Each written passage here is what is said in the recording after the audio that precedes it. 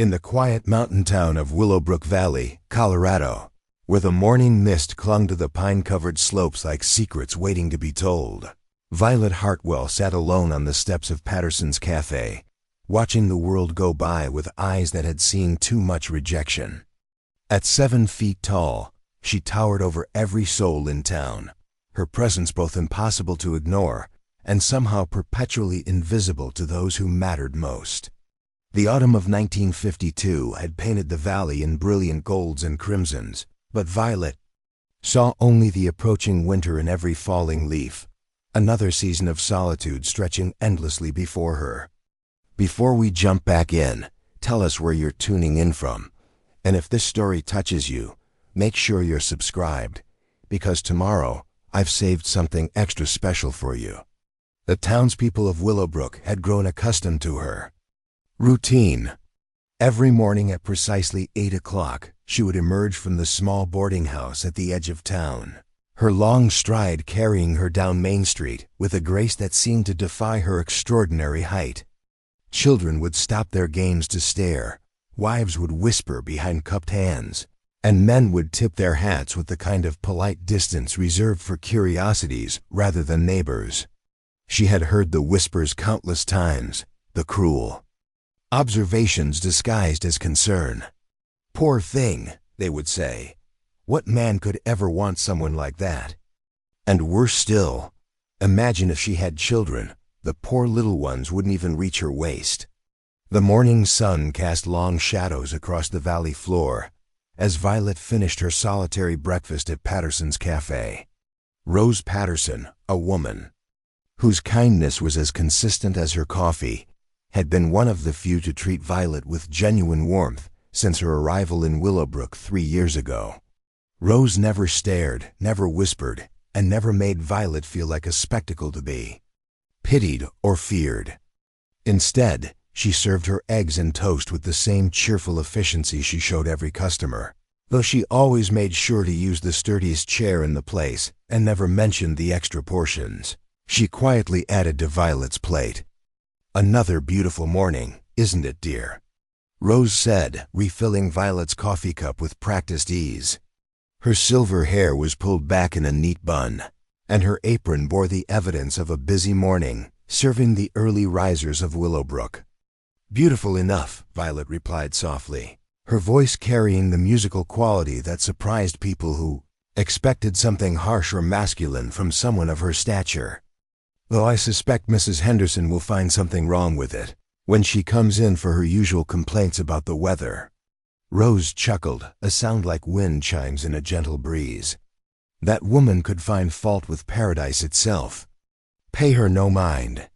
She paused, studying Violet's face with the intuitive concern of someone who had spent decades reading the moods of her customers. "You seem particularly thoughtful this morning. Everything all right?" Violet's hands, elegant despite their size, wrapped around her coffee cup for warmth. The truth was, she had been thinking about her sister's letter, which had arrived the previous week from Denver. Margaret had written with her usual careful enthusiasm about her growing family, about little Susan's first steps and baby Robert's latest developments. But between the lines, Violet could read the unspoken reality that Margaret struggled to voice directly. Even her own sister found it difficult to imagine Violet as a mother, found it impossible to picture her towering frame, cradling a baby or kneeling to tie small shoes. "Just thinking about family," Violet said finally, the words carrying more weight than Rose could possibly understand. "Sometimes I wonder if I'll ever have the chance to be more than just the tall woman people stare at." The bell above the caf door chimed, and Ben Crawford entered with his characteristic hurried energy. The owner of Crawford's General Store was a small, nervous man who seemed to view every day as a series of minor crises to be managed. His thin hair was already disheveled despite the early hour, and his glasses sat askew on his pointed nose. "Morning, Rose, morning, Miss Hartwell," he said, barely pausing to acknowledge either woman as he made his way to the counter. "Need my usual to go, Rose. Big day today, big day. Got a shipment coming in from Denver, and you know how these delivery drivers can be about schedules." Rose moved with efficient grace to prepare Ben's order, while Violet observed the interaction with the quiet attention that had become second nature to her. In a town like Willowbrook, every morning brought the same familiar dance of personalities, each person playing their expected role in the small drama of community life. She had learned to find a strange comfort in this predictability, even as she remained perpetually on its periphery. "Miss Hartwell," Ben said suddenly, turning to face her with an expression that suggested he was working up to something important. "I don't suppose you'd be interested in some part-time work at the store? Heavy lifting, reaching high shelves, that sort of thing. Pay isn't much, but it's honest work." The offer hung in the air like smoke from Rose's coffee pot. Violet had been surviving on the small inheritance her father had left her, but the money was slowly dwindling, and she knew she would need employment eventually. More than the financial necessity, though, was the possibility of belonging somewhere, of being useful rather than simply tolerated. "That's very kind of you, Mr. Crawford," Violet replied carefully. "What sort of hours were you thinking?" "Mornings mostly, maybe some afternoons when the freight comes in. You'd be surprised how much tall merchandise I get that ends up gathering dust because I can't reach it properly." Ben's glasses slipped down his nose, and he pushed them back up with a practiced gesture. "Nothing too strenuous, mind you, just making use of your natural advantages." Violet nodded slowly, understanding both the offer and the way it was being framed. Her height, which made her an object of curiosity and sometimes fear in social situations, could become an asset in the practical world of commerce. It wasn't the most dignified way to be valued, but it was something. "I'd be happy to help," she said. "When would you like me to start?" "How about tomorrow, 8:30 sharp?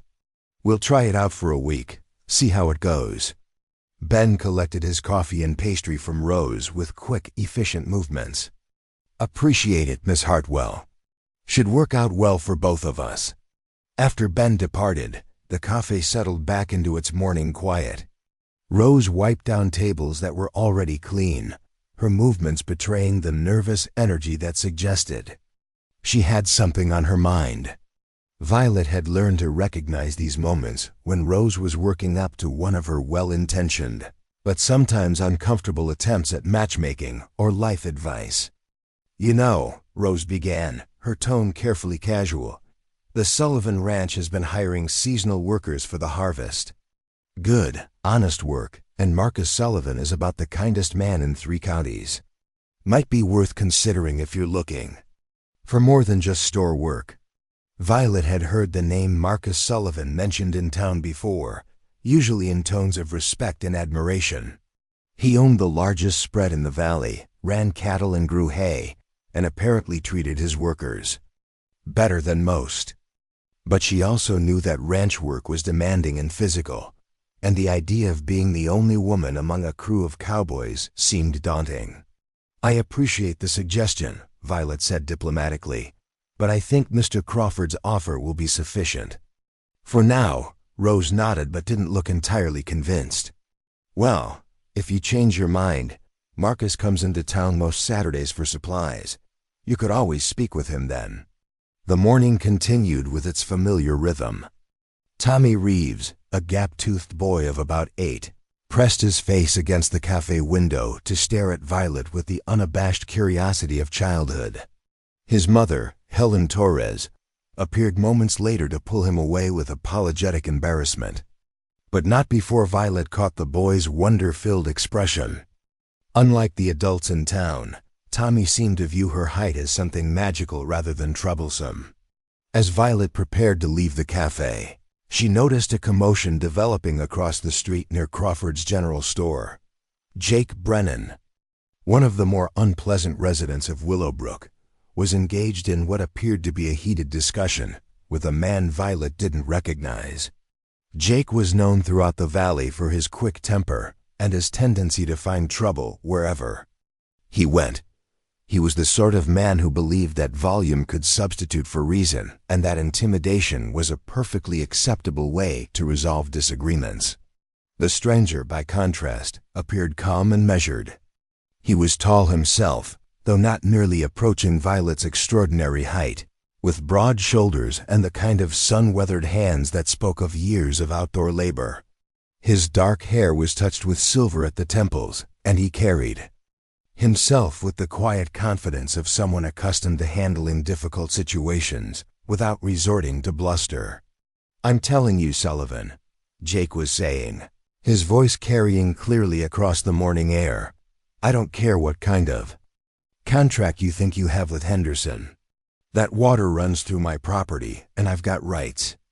The stranger, who Violet now realized must be Marcus Sullivan himself, listened patiently before responding in a voice too low for her to hear the words, though his tone remained remarkably calm.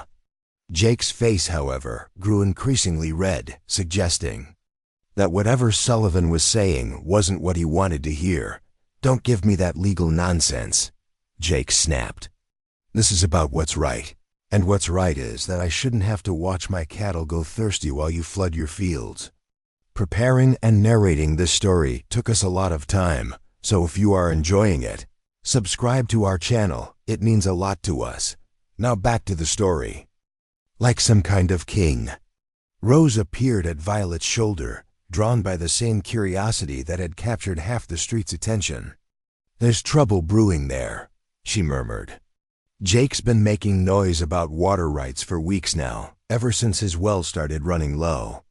Marcus has every legal right to use that creek water, but Jake's not the type to let law get in the way of what he wants." Violet watched as Marcus Sullivan maintained his composure despite Jake's increasingly aggressive posturing. There was something compelling about his refusal to be baited into anger, something that reminded her of the kind of strength that came from confidence rather than fear. When Jake stepped closer, clearly trying to use his physical presence to intimidate, Marcus didn't back down, but neither did he escalate the situation. "You think you're better than the rest of us," Jake continued, his voice rising further, "with your fancy ranch and your college education. But money doesn't make you right, Sullivan." "Money doesn't," Marcus replied, his voice finally loud enough for Violet to hear clearly, "but the law does, and common decency. If you want to discuss this properly, Jake, you know where to find me. But shouting in the street isn't going to change anything." With that, Marcus turned and began walking toward his truck, parked in front of Crawford's store.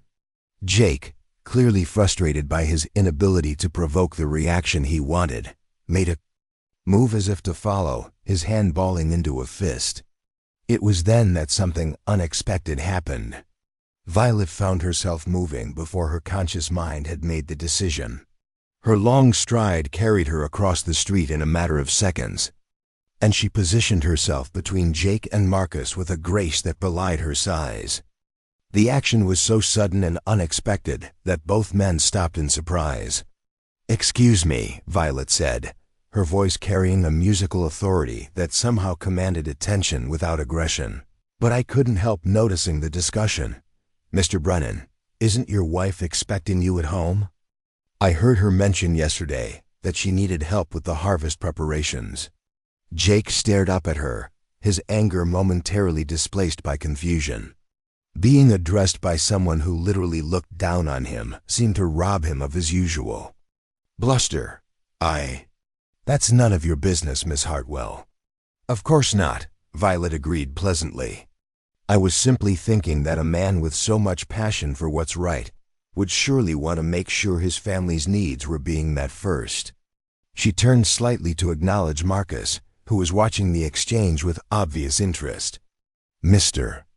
Sullivan, I believe you were heading to Crawford's for supplies?" Marcus nodded slowly, a smile playing at the corners of his mouth. "That's right. Need to pick up some feed and check on an order."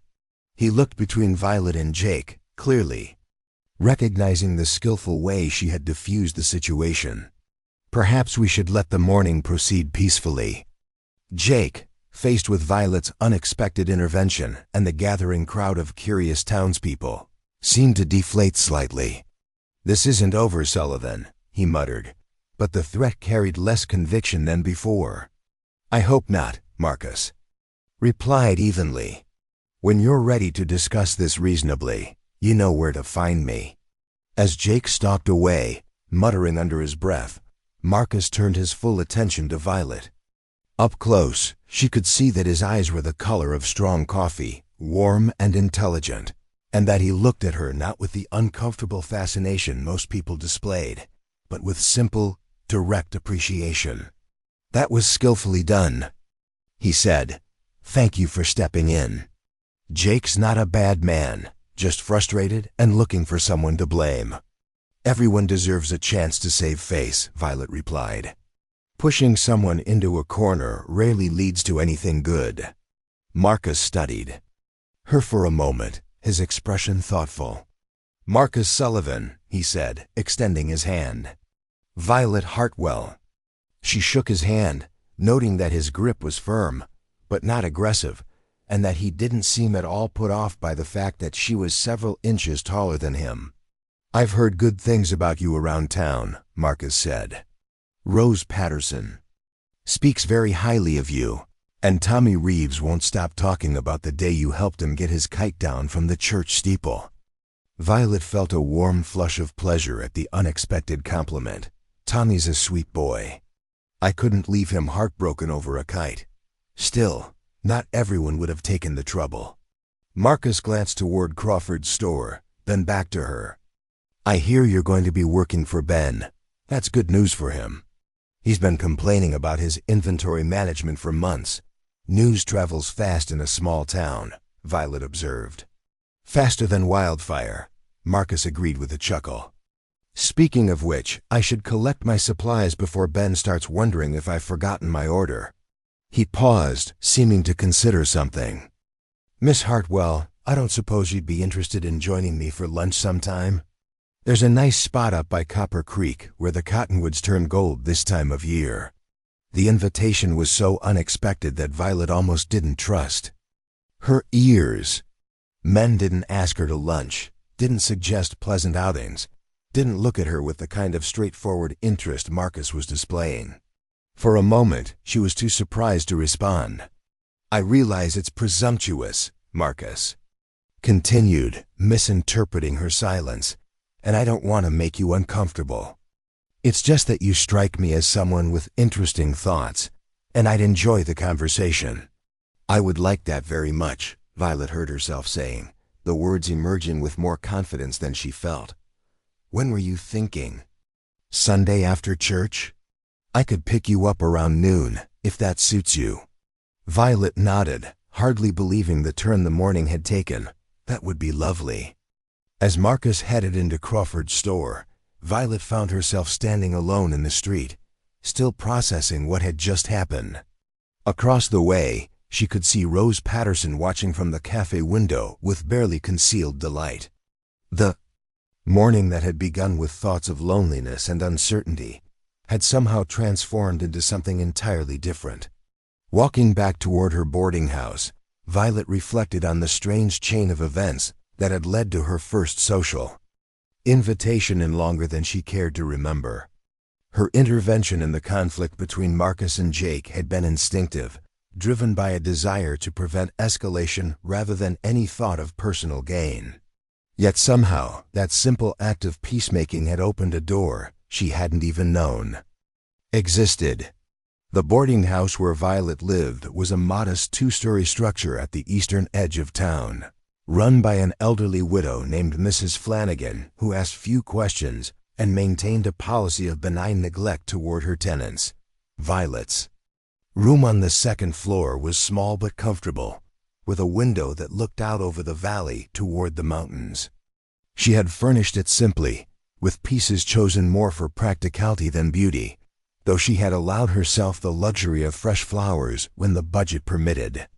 As she climbed the narrow stairs, Violet caught herself humming something she rarely did. The prospect of Sunday lunch with Marcus Sullivan had introduced a note of anticipation into her routine that felt both wonderful and terrifying. She had grown so accustomed to disappointment that the possibility of genuine companionship seemed almost too good to trust. In her room, She stood before the small mirror above her dresser, studying her reflection with unusual attention. Her face, she had always thought, was pleasant enough when people bothered to look past her height to actually see it. Her hair, a rich auburn that caught the light beautifully, was her best feature, though she typically wore it pulled back in a practical style that drew less attention. Her green eyes were expressive, and her smile, when she allowed it to emerge, could transform her entire appearance. But as she looked at herself now, Violet found herself thinking not about her appearance, but about the conversation she had heard countless times over the past 3 years in Willowbrook. The whispered speculation about her prospects, the pitying observations about her chances of finding happiness, the cruel assumption that someone like her was destined for perpetual solitude. "No one wants me as a mother," she whispered to her reflection, giving voice to the fear that had haunted her for so long. The truth was more complicated than the townspeople knew. Violet had been married once, briefly and disastrously, to a man in Denver who had seen her unusual height as a curiosity rather than a part of who she was. Richard Hartwell had been charming enough during their courtship, but marriage had revealed his true nature. He had wanted a trophy, something unusual to display to his friends, and when the novelty wore off, he had grown cruel and dismissive. Their marriage had lasted less than 2 years, ending when Richard made it clear that he had no intention of having children with someone whose abnormality might be passed on to their offspring. The divorce had been bitter in public, with Richard's family making no secret of their belief that he had been trapped by a woman who had deceived him about her true nature. The scandal had driven Violet from Denver to the quiet anonymity of Willowbrook, where she had hoped to find some measure of peace. For 3 years, she had succeeded in creating a quiet life for herself, but the deep loneliness and the persistent belief that she was somehow unsuitable for love had never truly left her. Now, however, Marcus Sullivan's unexpected invitation had stirred something she had thought permanently buried. The way he had looked at her, with genuine interest and respect, had reminded her of the woman she had been before marriage and divorce had taught her to see herself through others' critical eyes. For the first time in years, she found herself wondering if perhaps her story wasn't finished after all. The week that followed brought new rhythms to Violet's life. Her work at Crawford's General Store proved to be exactly what Ben had promised, practical tasks that made good use of her height and reach. She found satisfaction in organizing the high shelves, in making the inventory accessible, and in solving the spatial puzzles that had frustrated Ben for years. More importantly, the work brought her into regular contact with the townspeople in a new capacity, as someone useful rather than merely tolerated. Tommy Reeves became a regular visitor, drawn by his fascination with watching Violet reach items that would have required a ladder for anyone else. His mother, Helen Torres, gradually warmed to Violet's presence, particularly when she observed how patiently Violet answered Tommy's endless questions about everything from the weather to the proper care of hunting rifles. "Miss Hartwell," Tommy asked one afternoon, perched on a wooden crate while Violet arranged bolts of fabric on the highest shelves, "how come you're so tall? Did you eat special food when you were little?"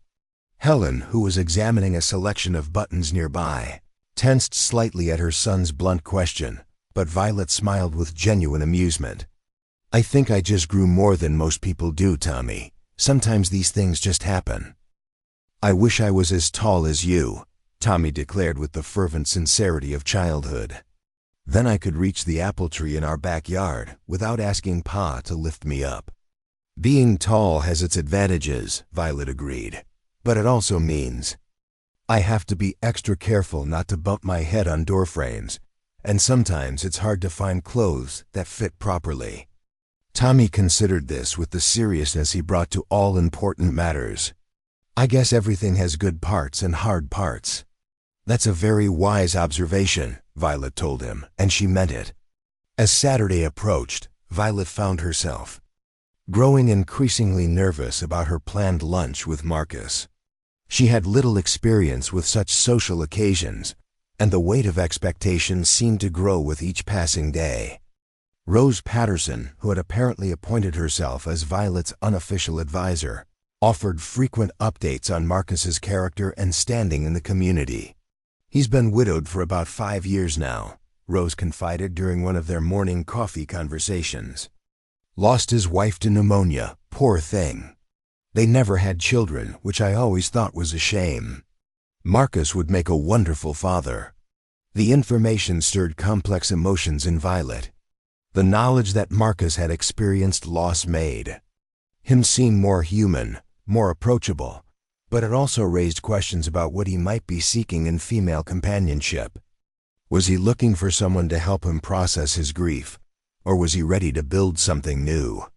Saturday morning dawned clear and crisp, with the kind of brilliant autumn light that made the entire valley seem to glow like stained glass. Violet dressed carefully, choosing her best dress, a deep blue woolen garment that complemented her coloring and fit her unusual proportions reasonably well.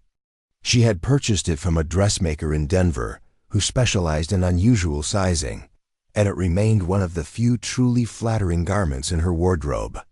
Marcus arrived at the boarding house precisely at noon, driving a well-maintained truck that showed evidence of hard use but careful maintenance. He greeted Violet with the same warm directness he had shown during their first meeting, helping her into the passenger seat with a courtesy that felt natural rather than performative. The drive to Copper Creek took them through some of the most beautiful countryside in the valley, past rolling meadows where cattle grazed peacefully and through groves of aspen, whose leaves shimmered like coins in the autumn breeze. Marcus proved to be an excellent companion, sharing stories about the history of the region and pointing out landmarks with the affection of someone who had deep roots in the place. "My grandfather homesteaded this land back in the 1880s, he explained as they passed a weathered barn that stood at the intersection of 2 dirt roads.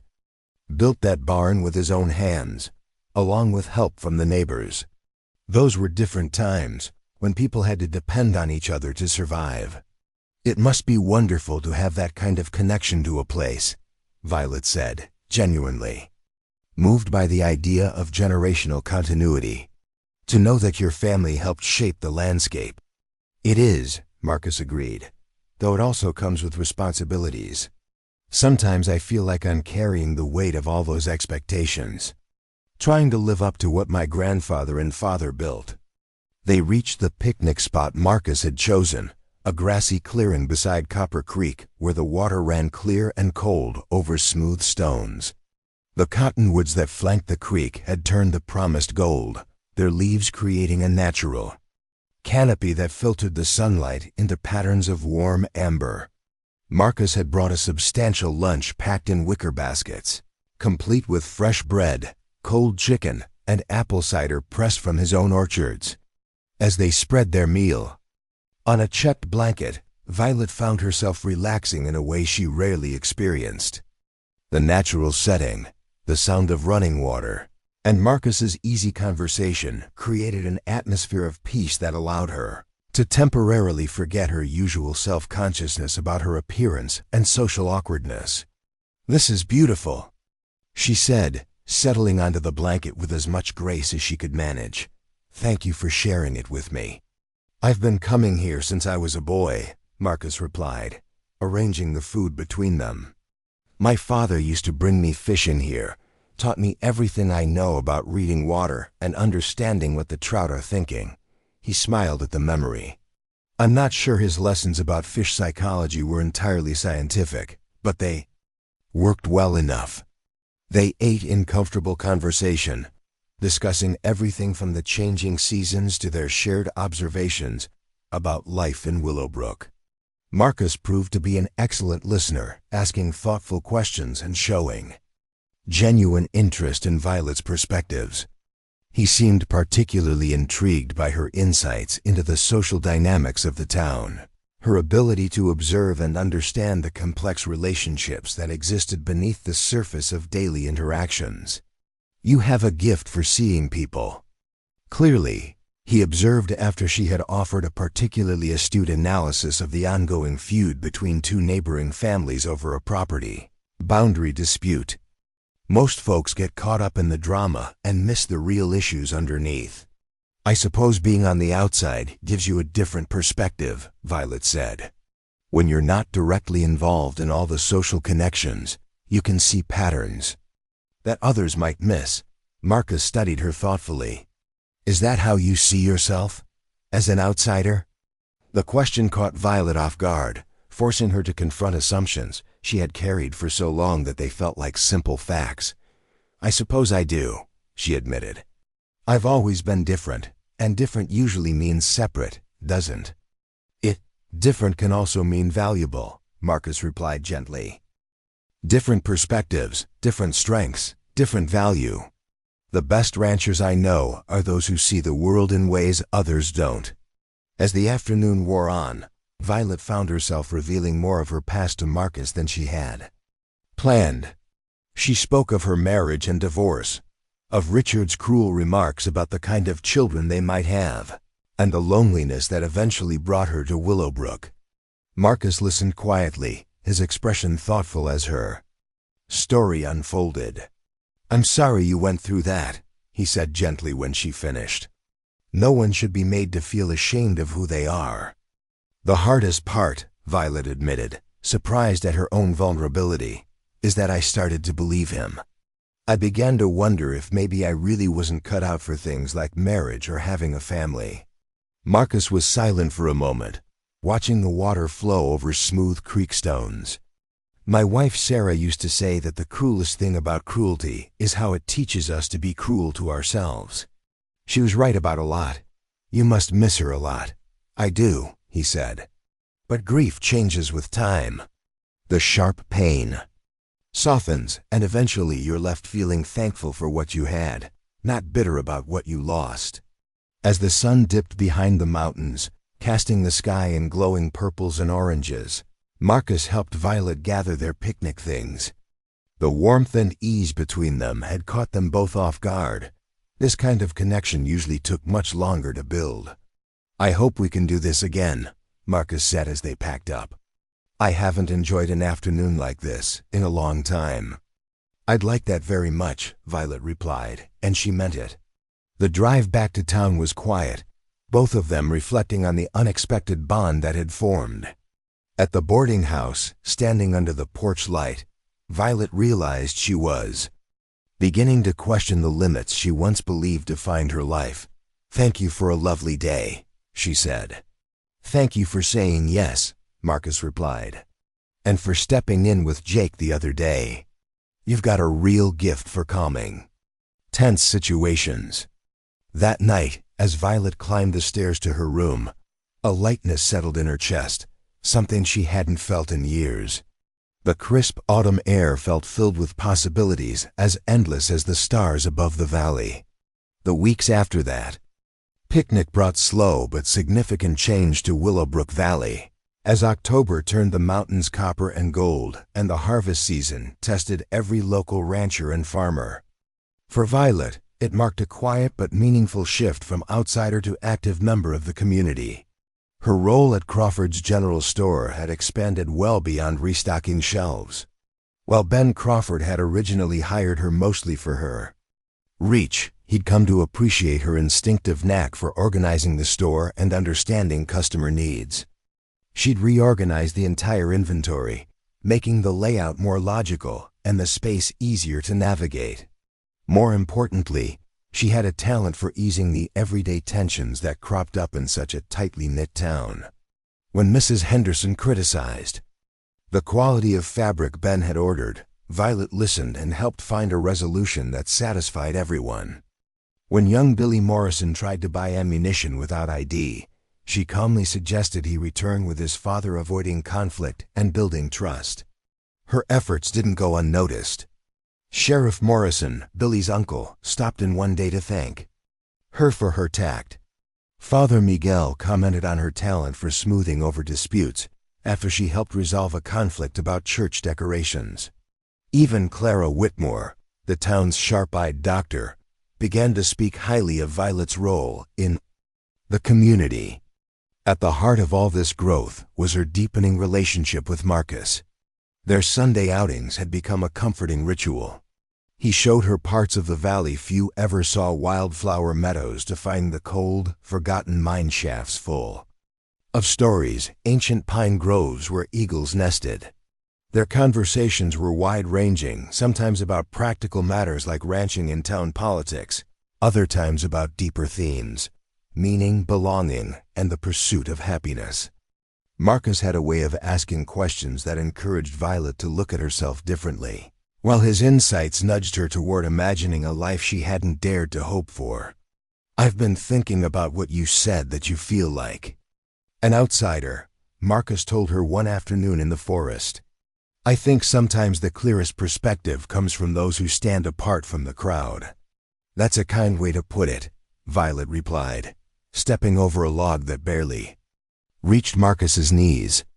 "But there's a difference between choosing to stand on the outside and being shut out from the inside." "Is there, though?" Marcus had asked, pausing to examine a particularly interesting rock formation. "Maybe the real question isn't whether you're inside or outside, but whether you're in a place where your unique gifts can be recognized and valued." These conversations had begun to shift something fundamental in Violet's understanding of herself and her place in the world. The bitter lessons of her marriage to Richard, the assumption that her physical differences made her unsuitable for love and family, had formed such a central part of her identity that she had never seriously questioned them. Now, through Marcus's eyes and through her growing integration into the Willowbrook community, she was beginning to see alternative possibilities. The test of these new perspectives came on a gray October morning when trouble arrived at the general store in the form of three strangers whose intentions were immediately clear to anyone with experience reading the signs of impending conflict. They were cattle thieves, though they would have described themselves as opportunistic businessmen, and they had come to Willowbrook with plans that would disrupt the careful balance of trust and cooperation that held the community together. The leader of the group was a man named Frank Dalton, whose expensive clothes and carefully groomed appearance couldn't entirely disguise the predatory calculation in his pale blue eyes.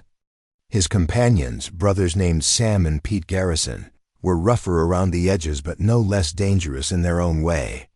They had ridden into town with the kind of casual arrogance that suggested they viewed Willowbrook and its residents as resources to be exploited rather than people to be respected. Violet was arranging a display of winter coats when they entered Crawford's store, their presence immediately shifting the atmosphere from comfortable routine to tense uncertainty. Then Crawford, whose nervous energy typically manifested in rapid, efficient movements, seemed to freeze as he took in the stranger's appearance and demeanor. "Morning," Dalton said, his voice carrying the kind of false friendliness that often preceded demands or threats.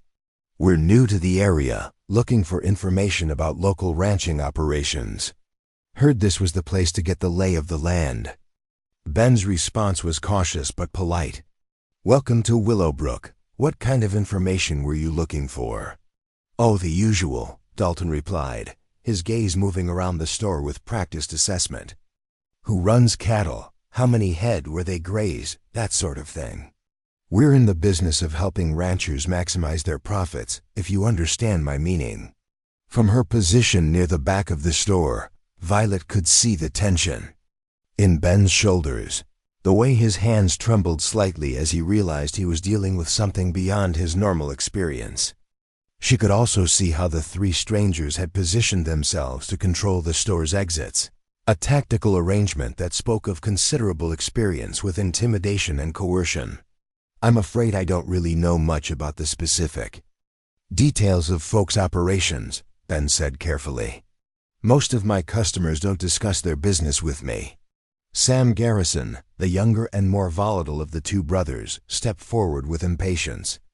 "Come now, friend. In a town this size, everybody knows everybody else's business. Don't make this harder than it needs to be." Violet moved quietly toward the front of the store, her height allowing her to see over the shelving that partially obscured the developing confrontation. She could see Tommy Reeves through the front window, playing with a wooden hoop in the street, unaware of the tension building inside the store. His presence reminded her that this was not merely a business dispute, but a potential threat to the safety and security of the entire community. "Perhaps I can help," Violet said, her voice carrying clearly through the store.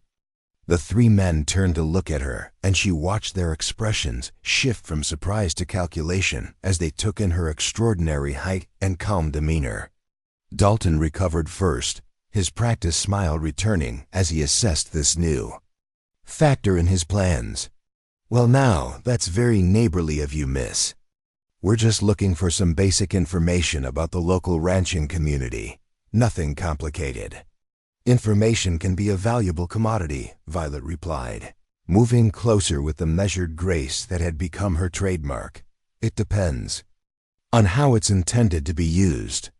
Pete Garrison, who had remained silent until now, spoke with barely concealed irritation. "Look, lady, we're just trying to conduct some business here. Maybe you should mind your own affairs." "In a community like Willowbrook," Violet said, her tone remaining pleasant despite the obvious threat in Pete's words, "everyone's affairs are connected. What affects one family affects us all." Dalton studied Violet with increased interest, clearly recognizing that she represented a different kind of challenge than Ben Crawford's nervous compliance. "That's an interesting philosophy. Are you speaking for the whole town now?" "I'm speaking for the principle that neighbors look out for each other," Violet replied. She could see through the window that Marcus Sullivan's truck was approaching, part of his regular Saturday visit to collect supplies. The timing was fortunate, though she hoped the situation could be resolved before he entered the store and potentially escalated the conflict. "Principles are fine things," Sam Garrison interjected, "but they don't put money in a man's pocket. We're offering a service here, a way for local ranchers to increase their profits through more efficient operations." Violet had heard enough euphemisms in her life to recognize when someone was dancing around the truth. "What kind of service exactly?" Before any of the three men could answer, the bell above the door chimed and Marcus entered, his presence immediately shifting the dynamic in the room. He took in the scene with the quick assessment of someone accustomed to evaluating potentially dangerous situations, his attention moving from the positioned strangers to Ben's obvious distress to Violet's carefully controlled posture. "Morning, Ben, Violet," he said, his greeting carrying a note of normalcy that seemed to steady Ben's nerves. "Hope I'm not interrupting anything important." "Not at all," Dalton said quickly, his practiced smile becoming more strained. "We were just discussing business opportunities with your friends here."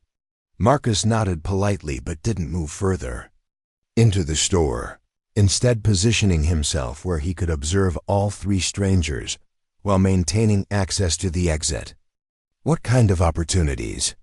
"Cattle management," Pete Garrison said with poorly concealed impatience. "Helping ranchers optimize their operations through strategic partnerships." "Strategic partnerships," Marcus repeated thoughtfully. "That covers a lot of territory. Are you looking to purchase cattle, or provide services or something else?" The questions were reasonable and politely phrased, but Violet could see that they were making the three strangers increasingly uncomfortable. Men engaged in legitimate business didn't typically grow agitated when asked for basic details about their operations. "Look," Sam Garrison said, abandoning any pretense of politeness, "we're trying to have a simple conversation here about livestock opportunities.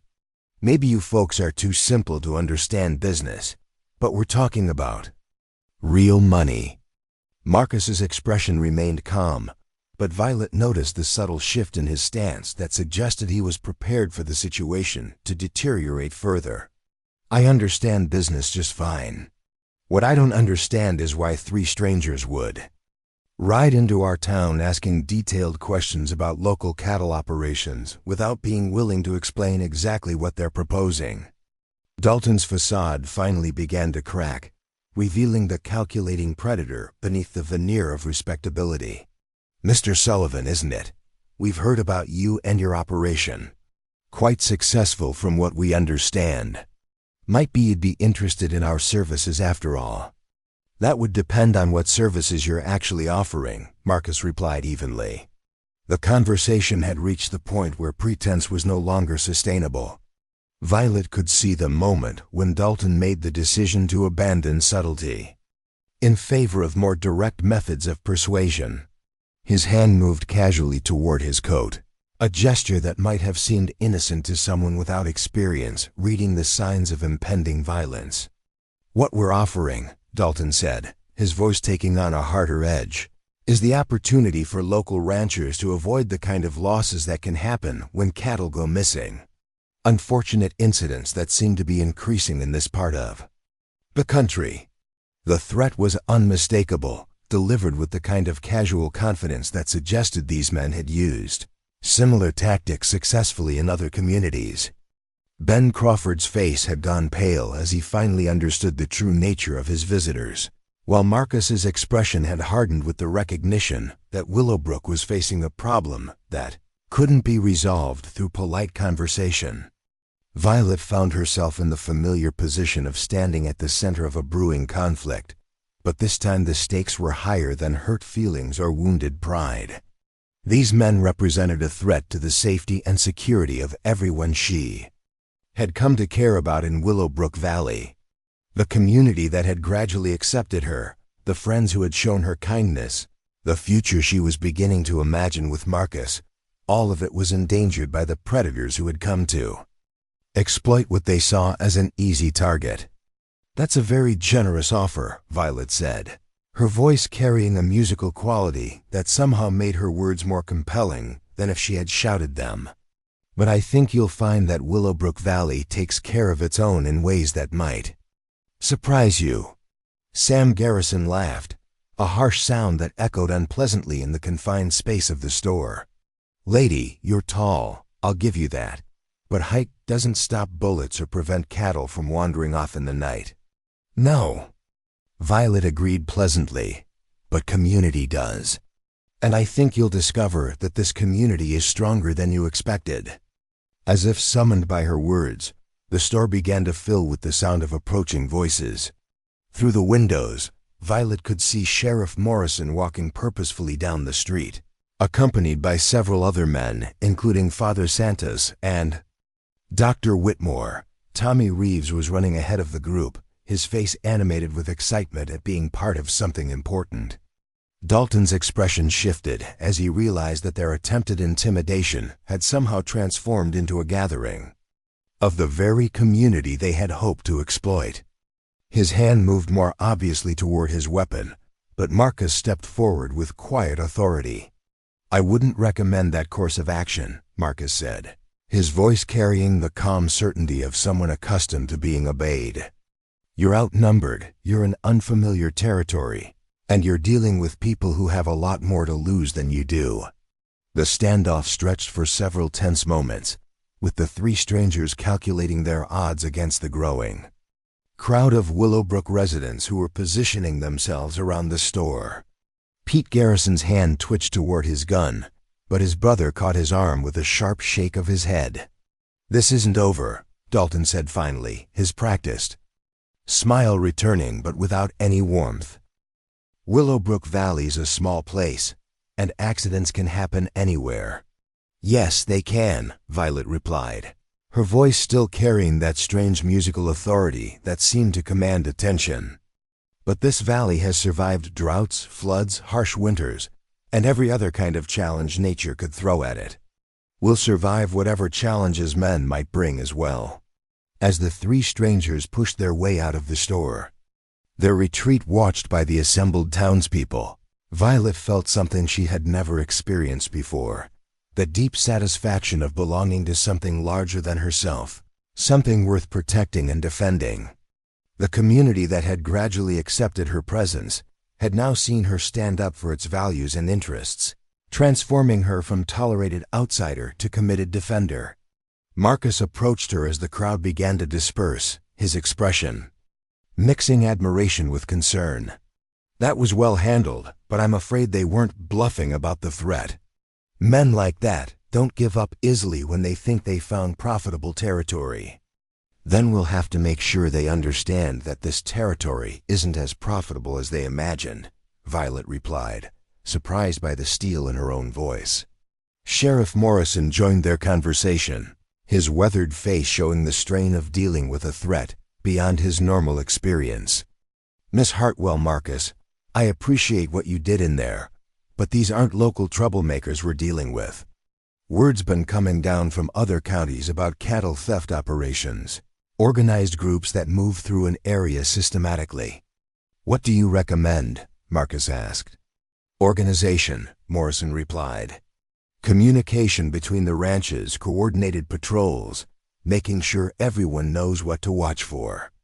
These men succeed by isolating their targets, picking off ranchers one at a time.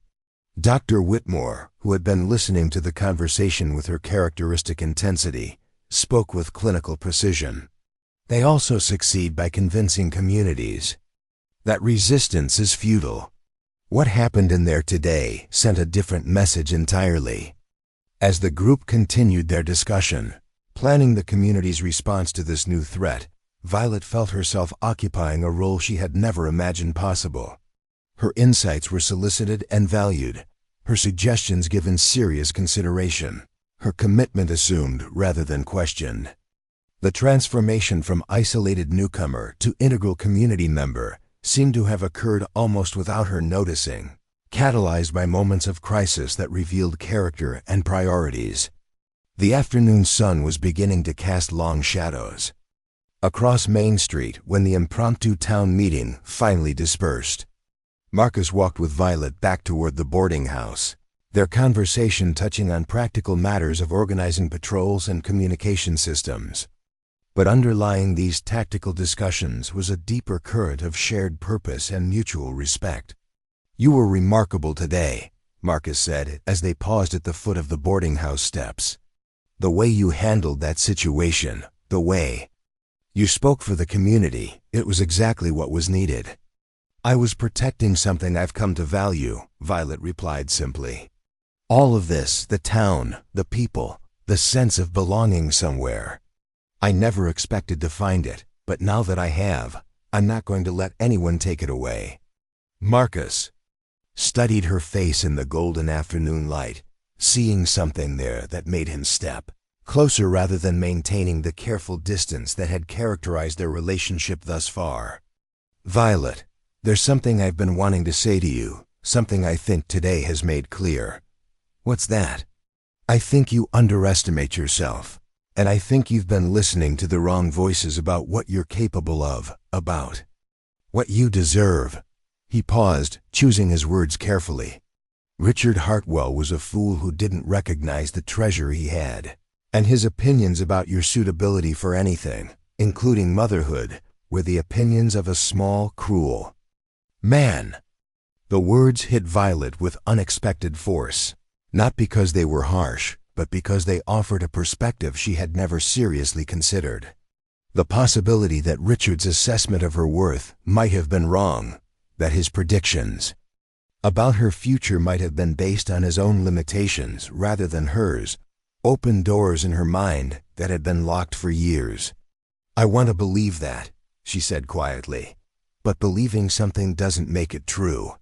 No, but evidence does, Marcus replied.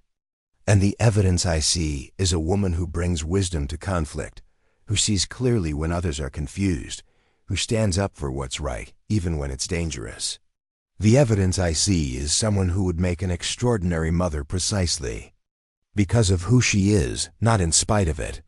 As Violet climbed the stairs to her room that evening, she carried with her not just the satisfaction of having successfully defended her community, but also the radical possibility that her story might have chapters she had never dared to imagine. The autumn evening was cool and clear, filled with the kind of promise that seemed to whisper of winters survived and springs yet to come. The November snows came early that year to Willowbrook Valley, blanketing the mountains in pristine white, and transforming the landscape into something from a child's winter fairy tale. But beneath the serene beauty, the community remained on edge, knowing that Dalton and his men were still somewhere in the region, likely waiting for the right moment to make good on their threats. The early winter had complicated everyone's plans, forcing both the townspeople and their would-be tormentors to adapt to conditions that made travel treacherous and communication between the scattered ranches more difficult than usual. Violet had thrown herself into the community's defensive preparations with a dedication that surprised even those who had witnessed her transformation from reclusive newcomer to committed defender. Working closely with Sheriff Morrison and Marcus, she had helped establish a system of signals that could be passed between ranches using mirror flashes during the day and lantern codes at night. Her height proved invaluable for these communications, as she could see and be seen across distances that left others straining to make out the messages. More importantly, she had become the unofficial coordinator for the intelligence network that the community had developed to track suspicious activity in the valley. Her position at Crawford's General Store placed her at the center of local information flow, and her keen observational skills allowed her to piece together seemingly unrelated reports into meaningful patterns. When Mrs. Henderson mentioned seeing unfamiliar smoke rising from the old logging camp up north, when Tommy Reeves reported strange tracks in the snow near the creek, when traveling salesmen spoke of roadside encounters with surly strangers, Violet collected these fragments and assembled them into a clearer picture of the threat they were facing. The work had brought her into daily contact with people she had previously known only by sight, creating relationships that went beyond mere acquaintance. Helen Torres, Tommy's mother and the local schoolteacher, had begun consulting with Violet about her son's education, recognizing that Violet's unusual perspective and broad knowledge could enrich Tommy's learning experience. Dr. Clara Whitmore had started stopping by the store regularly, ostensibly for supplies, but actually to engage Violet in discussions about everything from medical philosophy to the social dynamics of small communities. Most significantly, Father Miguel Santos had approached Violet about taking on a more formal role in the community's charitable efforts. The small Catholic church that served Willowbrook Valley had always struggled to meet the needs of the area's most vulnerable residents, and Father Santos had recognized that Violet's combination of practical skills and emotional intelligence made her particularly well suited for this kind of work. There are families in this valley who are barely hanging on, Father Santos had explained during one of their conversations in the church's modest social hall. Pride keeps them from asking for help directly, but they might accept assistance if it came from someone who understands what it means to feel like an outsider. Violet had accepted the role gladly, finding in it a sense of purpose that went beyond the immediate crisis with the cattle thieves. She began making regular visits to isolated homesteads, bringing supplies and companionship to elderly residents who rarely saw other people during the harsh winter months. She helped young mothers cope with the challenges of child-rearing in remote locations, sharing practical knowledge and providing the kind of emotional support that could make the difference between despair and hope. These visits had revealed aspects of life in Willowbrook Valley that Violet had never seen from her position in town. She discovered families where children were growing up without adequate nutrition, where medical care was desperately needed but financially impossible, where the harsh realities of frontier life created situations that tested human endurance to its limits. But she also found remarkable resilience, communities within the community where neighbors supported each other through voluntary networks of mutual aid and shared responsibility. It was during one of these visits that Violet encountered the situation that would fundamentally alter her understanding of her own capabilities and her place in the world. The Kowalski family lived in a remote cabin about 8 miles northeast of Willowbrook, accessible only by a treacherous mountain trail that became nearly impassable during winter storms. Jan Kowalski was a Polish immigrant who had homesteaded the difficult terrain because it was all he could afford, and he had been struggling for 3 years to make a viable farm from land that seemed determined to resist cultivation. Anna Kowalski was pregnant with their second child, due sometime in late December, and the couple's 3-year-old daughter, Maria, had been suffering from a persistent fever that wouldn't respond to the simple remedies available to them. When word reached Willowbrook that the family was in distress, Dr. Whitmore had organized a relief expedition, but the recent snowstorms had made the trail too dangerous for horses or wagons to navigate safely. "I can make it on foot," Violet had volunteered, studying the hand-drawn map that showed the route to the Kowalski cabin. "The snow won't be as much of a problem for someone my height, and I can carry more supplies than most people." Dr. Whitmore had been initially reluctant to approve the dangerous journey, but the urgency of the medical situation ultimately overcame her concerns about safety. "The little girl needs medicine that I can't entrust to anyone without medical training," she had finally agreed. "And Anna Kowalski may need assistance that only another woman can properly provide." Violet had set out on a gray morning when the snow clouds hung low over the valley like a suffocating blanket. She carried a pack loaded with medical supplies, food, and other necessities that weighed nearly 50 pounds. But her long stride and natural strength made the burden manageable even on the treacherous mountain trail. The journey took her through some of the most spectacular and forbidding country she had ever seen, past frozen waterfalls and through forests where the snow-laden branches created natural cathedrals of white and green. The Kowalski cabin, when she finally reached it after nearly 6 hours of difficult hiking, was smaller and more primitive than she had expected.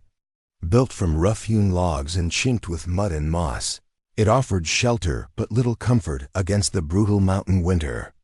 Smoke rose from a stone chimney that looked like it had been built by someone with more determination than expertise, and the small windows were covered with oiled paper rather than glass. Jan Kowalski met her at the door, his face showing the strain of a man pushed beyond his normal limits by circumstances he couldn't control. He was younger than Violet had expected, probably not yet 30, with prematurely lined features and hands that showed the calluses and scars of hard physical labor. His English was heavily accented but clear, and his gratitude at seeing help arrive was unmistakable. "Miss Hartwell, thank God you come," he said, stepping aside to allow her into the cabin's single room. "Anna, she's very scared about baby, and little Maria. She burns with fever for 3 days now." The interior of the cabin was warm, but cramped, with a single large room that served as kitchen, living area, and bedroom combined. Anna Kowalski lay on a bed built into one corner, her pregnant belly obvious beneath the heavy quilts that covered her. She was younger than her husband, probably not yet 25, with dark hair and intelligent eyes that showed both relief and apprehension at Violet's arrival. Little Maria huddled near the fireplace, her small face flushed with fever and her breathing shallow and rapid. She looked up at Violet with the wide-eyed wonder that children often showed when encountering her extraordinary height, but she was clearly too ill to do more than stare. "Dr. Whitmore sent medicine for Maria," Violet said, kneeling beside the child with careful grace. "And supplies for your mother, Anna. How are you feeling?" Anna's English was even more limited than her husband's, but she managed to convey her concerns about the pregnancy and her fears about delivering the baby so far from medical help.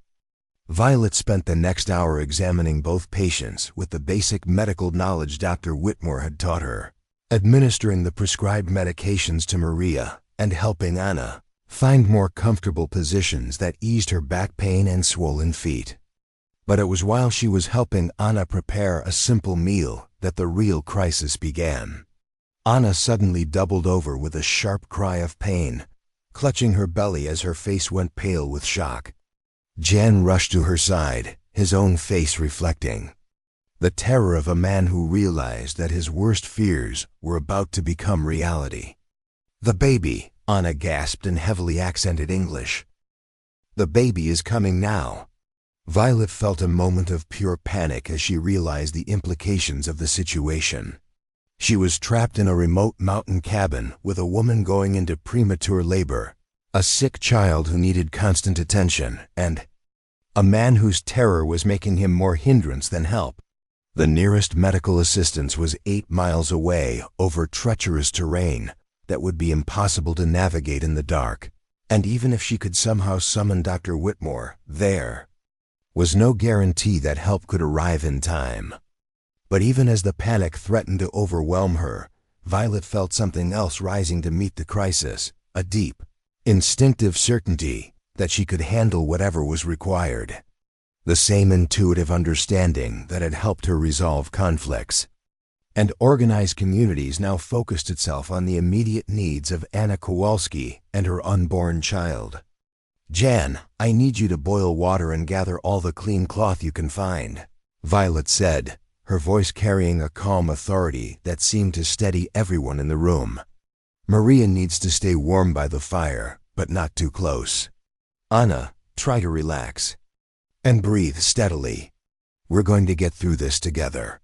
The next several hours tested every reserve of strength, knowledge, and determination that Violet possessed. Anna's labor progressed rapidly, but with complications that required careful attention and quick decision-making. The baby was presenting incorrectly, requiring Violet to use techniques she had only read about in Dr. Whitmore's medical texts. Jan proved more helpful than expected once his initial panic subsided, following Violet's instructions with focused precision while keeping little Maria comfortable and distracted from the drama unfolding around her. Violet found herself drawing on knowledge she didn't even realize she possessed, instincts that seemed to emerge from some deep well of feminine wisdom that had nothing to do with formal education or professional training. She talked Anna through the difficult contractions, provided physical support during the most challenging phases of labor, and maintained a calm presence that seemed to give everyone in the cabin the strength to endure.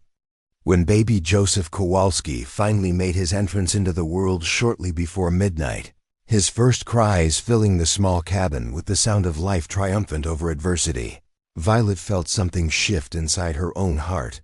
She had delivered. A baby had literally brought new life into the world with her own hands, and the experience had awakened capacities she had never imagined she possessed. "He is beautiful," Anna whispered, cradling her newborn son against her chest. "Perfect and beautiful. Thank you, Miss Violet. Thank you for saving us." As Violet cleaned up from the delivery and helped settle the new family for the night, she found herself thinking about all the voices that had told her she was unsuitable for motherhood, all the assumptions about her capabilities and limitations that she had accepted without question. Here, in this remote mountain cabin, she had demonstrated nurturing abilities that went far beyond anything Richard Hartwell or anyone else had ever imagined possible. The return journey to Willowbrook, undertaken the following morning with the snow beginning to fall again, gave Violet time to process the profound experience of the previous night. She had faced the most fundamental of human crises and had not only survived, but had excelled, providing exactly the kind of care and support that had been needed. The realization that she possessed these capabilities, that she had always possessed them but had never been given the opportunity to discover them, filled her with a sense of possibility that seemed to transform everything she thought she knew about herself. Marcus was waiting for her when she finally reached town, his concern for her safety obvious in every line of his body as he helped her down from the mountain trail. "How did it go?" he asked, searching her face for signs of exhaustion or distress. "A baby boy," Violet replied, her voice carrying a note of quiet triumph. "Joseph Kowalski, born at 11:43 last night. Anna and Maria are both doing well, and Jan is beside himself with joy and gratitude." But Marcus heard something more in her voice, saw something in her expression that went beyond simple satisfaction at a successful mission. "There's something else, isn't there? Something changed up there." Violet nodded slowly, still processing the magnitude of what she had discovered about herself. "I delivered that baby, Marcus. Anna was in labor, complications with the presentation. 8 miles from the nearest doctor, and I handled it. Not only handled it, but did it well, instinctively, like I was born for exactly that kind of work. Marcus studied her face with growing understanding. You're talking about more than just medical skills, aren't you? I'm talking about everything Richard told me was impossible. Everything I believed about my unsuitability for motherhood. For nurturing, for the fundamental work of bringing life into the world and caring for it. Violet paused, choosing her words carefully. I held that newborn baby in my hands, Marcus, and for the first time in my life I understood that all those cruel voices were wrong. Not just unkind, but actually factually wrong. The conversation continued as they walked toward town, but it was interrupted by the arrival of Sheriff Morrison, whose grim expression suggested that the cattle thieves had not been inactive while Violet was away. "Glad you're back safe," he said without preamble. "We've got problems." The Henderson ranch was hit last night. 60 head of cattle missing, and Tom Henderson in the clinic with a concussion. The news hit like a physical blow, transforming Violet's joy over baby Joseph into anger at the violence that had been visited on her community. The Henderson ranch was one of the smaller operations in the valley, and the loss of 60 cattle represented a financial catastrophe for the family. More disturbing was the violence, the willingness of Dalton and his men to escalate from threats to actual physical assault. "How bad is Tom's injury?" Marcus asked, his own face hardening with anger. "Clara says he'll recover, but it was a close thing. They pistol whipped him when he tried to fight back, left him unconscious in the snow. His wife found him this morning when he didn't come in for breakfast." As they reached the center of town, Violet could see that word of the attack had already spread throughout the community. People were gathering in small groups, their faces showing the mixture of anger and fear that comes when abstract threats become concrete violence. The carefully maintained calm that had characterized the community's response to the cattle thieves was beginning to fray, replaced by calls for immediate action that could easily spiral into the kind of vigilante justice that would bring tragedy. To everyone involved, Dr. Whitmore approached them as they stood in front of the general store, her medical bag in hand and her face showing the strain of dealing with Tom Henderson's injuries. "Tom will be fine eventually, but this changes everything," she said without preamble. "These aren't just thieves anymore. They're willing to commit serious violence to achieve their goals." "What are you suggesting?" Violet asked. "I'm suggesting that we stop pretending this is something we can handle through community organization, and start acknowledging that we're dealing with criminals who need to be stopped by whatever means necessary." The words hung in the cold air like a challenge, forcing everyone present to confront the possibility that their careful, measured response to the threat might be inadequate to meet the reality of what they were facing. Violet found herself thinking about baby Joseph, about the new life that had come into the world just hours before, about the future that child would inherit depending on the choices made by the adults around him. "There has to be another way," she said finally. "Violence breeds violence, and once we cross that line, where does it end?" "It ends when decent people refuse to be terrorized by criminals," Dr. Whitmore replied sharply. "Tom Henderson is lying in my clinic with his skull fractured because we've been too civilized to deal with people who understand only force." Marcus placed a steadying hand on Violet's shoulder as the argument continued to develop around them.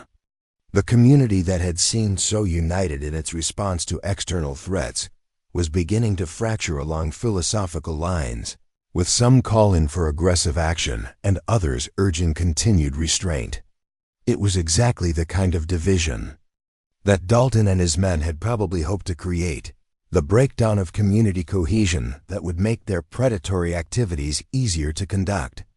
But even as Violet recognized the danger of the situation, she also felt the same deep certainty that had guided her through Anna Kowalski's difficult labor. The solution to this crisis existed, waiting to be discovered by someone with the wisdom to see it and the courage to act on it. The same instincts that had helped her bring new life into the world would help her find a way to protect the community, She had come to love without sacrificing the values that made it worth protecting. The answer, when it came to her, was so simple and obvious that she wondered why it had taken so long to see. But like all the best solutions, it required not just cleverness, but the willingness to take personal risks for the greater good, to step forward when others stepped back, to lead when leadership was most difficult and most necessary. The snow continued to fall as the community meeting broke up into smaller groups, each faction convinced of the righteousness of their proposed course of action.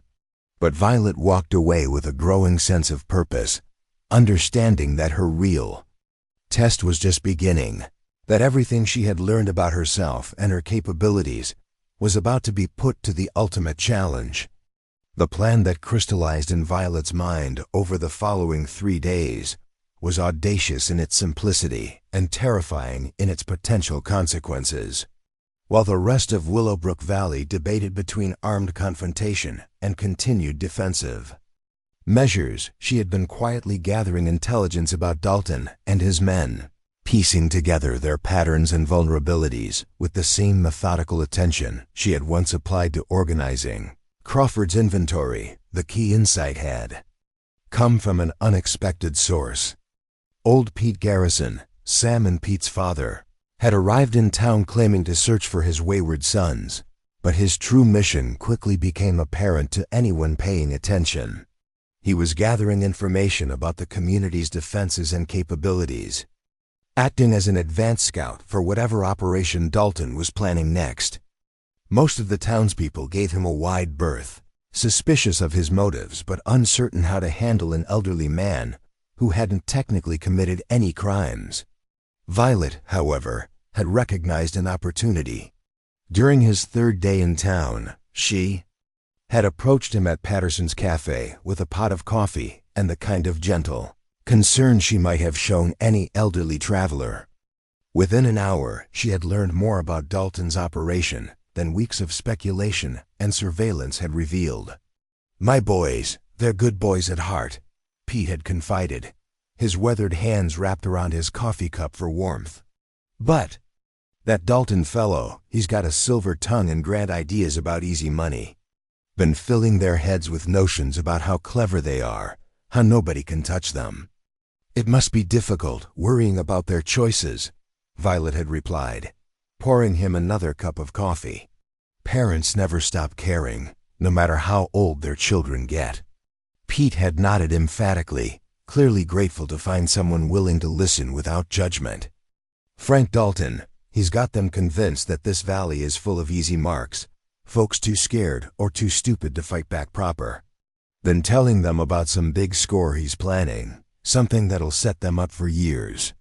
Through careful questioning that felt more like sympathetic conversation than interrogation, Violet had extracted the crucial details. Dalton's gang had established a camp in the abandoned mining settlement about 15 miles north of Willowbrook, in a location that offered excellent visibility of the valley's approaches while remaining largely hidden from casual observation. They had been systematically studying the community's routines and defenses, preparing for what Dalton called the final harvest, a coordinated attack that would allow them to steal the majority of the valley's cattle in a single operation. Most importantly, Pete had revealed that his sons were growing increasingly uncomfortable with Dalton's escalating violence. The attack on Tom Henderson had been Dalton's decision alone, carried out while Sam and Pete Garrison were supposed to be watching for witnesses. They had returned to find Tom unconscious and Dalton counting stolen cattle with obvious satisfaction, and the sight had shaken their confidence in their leader's judgment. "They're scared," Pete had admitted quietly. "Scared of Dalton, scared of what they've gotten themselves into, but too proud and too committed to back down now. Boys that age, they'd rather die than admit they made a mistake." That conversation had provided the foundation for Violet's plan, but it was her discussion with Marcus later that evening that had refined it into something actionable. They had met at the old mill bridge that crossed Copper Creek, away from the curious ears that seemed to monitor every conversation in town these days. "You're talking about something incredibly dangerous," Marcus had said after Violet outlined her proposal. If you misjudge these men, if Dalton is more ruthless than you think, you could end up like Tom Henderson or worse. If we don't act soon, more people are going to end up like Tom Henderson, Violet had replied. And if we respond with the kind of violence Dr. Whitmore is advocating, we'll destroy the community we're trying to protect. Marcus had studied her face in the moonlight, clearly torn between admiration for her courage and concern for her safety. There has to be another way. Something that doesn't require you to put yourself directly in harm's way. Sometimes there isn't another way, Violet had said gently. Sometimes someone has to step forward and take the risk because the alternative is accepting something unacceptable. The memory of Anna Kowalski's labor had guided her thinking throughout the planning process. Just as she had discovered inner resources she didn't know she possessed when faced with that medical crisis, she felt certain that the right approach could transform this confrontation from a violent conflict into something more constructive. The key was understanding what each party actually needed and finding a way to provide it without sacrificing essential principles. Dr. Whitmore had been the most difficult person to convince, her medical training making her acutely aware of everything that could go wrong with Violet's proposal. You're asking me to put medical supplies and equipment at risk based on nothing more than intuition and wishful thinking, she had argued during their private meeting in her clinic. I'm asking you to trust that sometimes healing requires taking calculated risks, Violet had responded. You trusted me to handle Anna Kowalski's delivery, and that worked out well for everyone involved. That was different. You were dealing with natural processes with a woman who wanted your help. These are violent criminals who have already demonstrated their willingness to hurt people. They're also human beings who got into this situation through a series of bad decisions and are now trapped by their own pride and fear, Violet had countered. People in that situation sometimes make choices they wouldn't normally make, but they can also be reached if someone approaches them the right way. The discussion had continued for nearly 2 hours, ranging over questions of medical ethics, community responsibility, and the nature of courage. In the end, Dr. Whitmore had agreed to provide the medical supplies Violet requested, though she had made it clear that she considered the plan both dangerous and possibly futile. Sheriff Morrison had been more supportive, perhaps because his law enforcement experience had taught him that complex problems rarely had simple solutions. I've seen situations where a show of force just escalated things until everyone involved ended up dead or in prison, he had acknowledged during their planning session. Sometimes the unexpected approach works better than the obvious one. Father Santos had surprised everyone by offering the most practical support, volunteering to serve as Violet's backup and communication link with the community. The church has always stood for the possibility of redemption, he had explained. If Miss Hartwell believes these men can be reached, then it's our Christian duty to support that effort. The final element of the plan had fallen into place.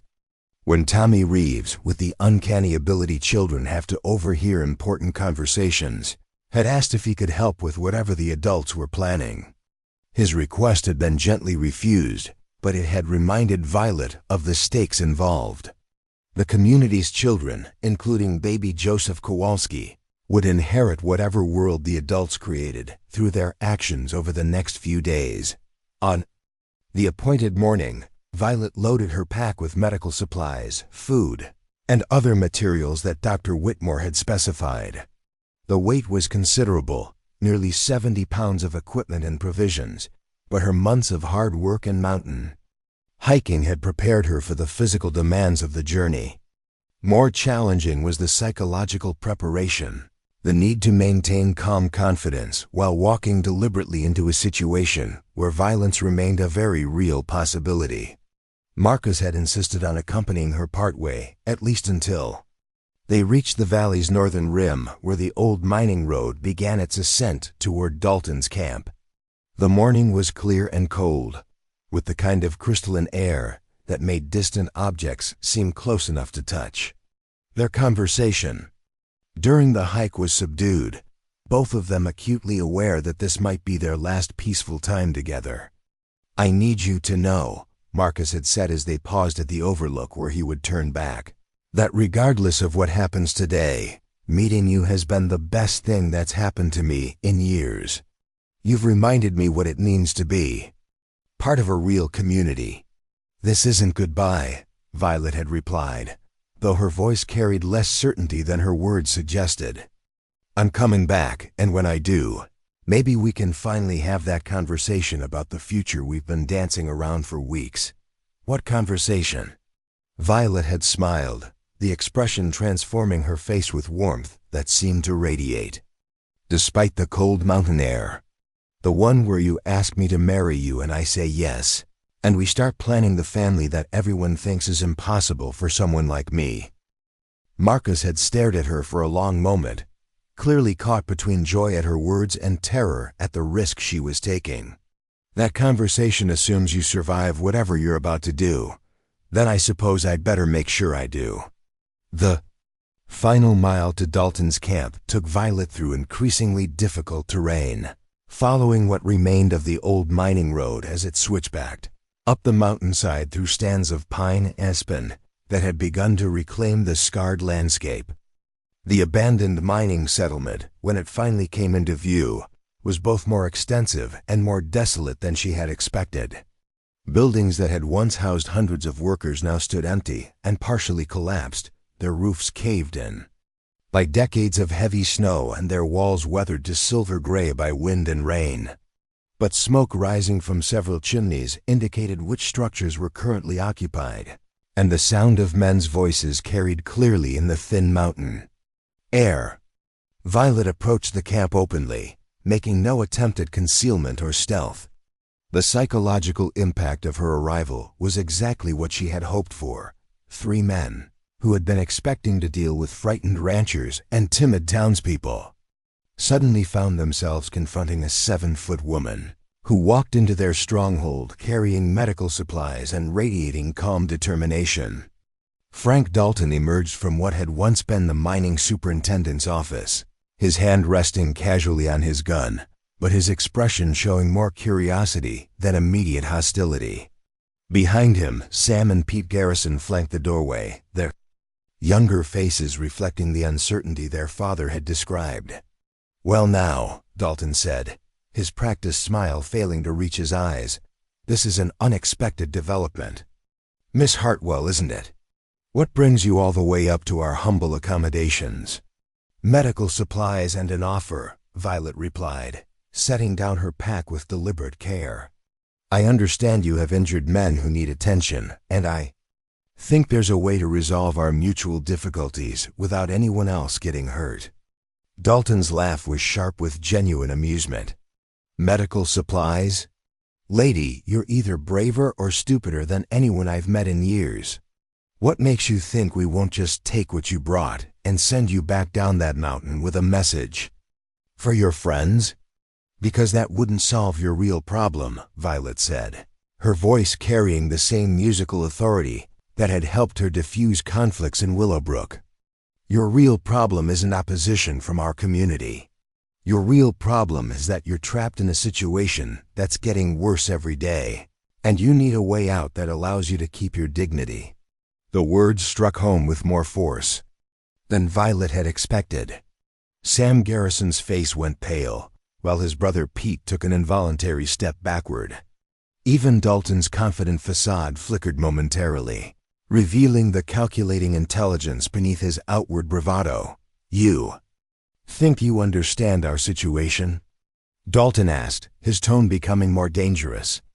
"I understand that you came here expecting easy targets and quick profits, but instead you found a community that's more organized and determined than you anticipated," Violet replied calmly.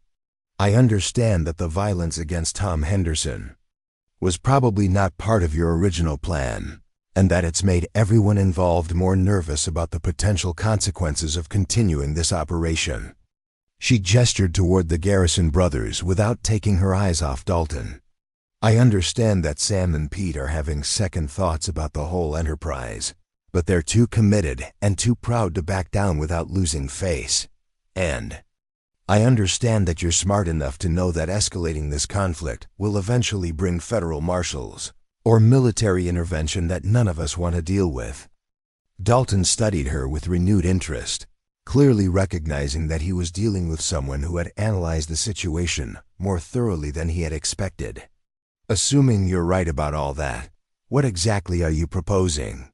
I'm proposing that we find a solution that gives everyone what they actually need instead of what they think they want, Violet said, opening her pack to reveal the medical supplies Dr. Whitmore had provided. You need a way to leave this territory, with enough resources to start over somewhere else, and you need to do it without anyone pursuing you with legal action or vigilante justice.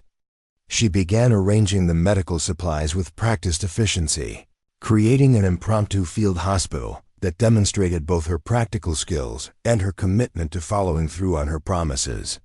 The community needs to feel secure, that this harassment will end permanently, and we need assurance that our neighbors won't face retaliation for defending themselves.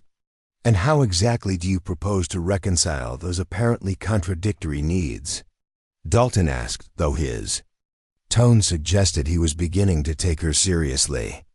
By acknowledging that this has been a business disagreement rather than a personal conflict, Violet replied, unpacking instruments and medications with calm precision. You came here to acquire cattle through methods that the community couldn't accept, but that doesn't mean we can't find mutually beneficial arrangements. Sam Garrison spoke for the first time since Violet's arrival, his voice carrying the strain of someone who had been wrestling with difficult decisions. What kind of arrangements? Violet smiled, recognizing the opening she had been waiting for. The kind that allows intelligent men to admit they made mistakes without sacrificing their self-respect, and that allows a community to protect itself without destroying the people who threatened it. Over the next hour, as Violet treated minor injuries and illnesses that the men had been ignoring, she outlined a proposal that was both pragmatic and surprisingly generous. The community would provide a substantial financial settlement that would allow Dalton and his men to relocate to California, where opportunities in ranching and agriculture were expanding rapidly. In exchange, they would leave Willowbrook Valley immediately and permanently, with written agreements that would prevent any future legal action related to their activities in the region. The negotiations were complex and occasionally tense, with each man needing to save face while accepting terms that represented a significant retreat from their original ambitions.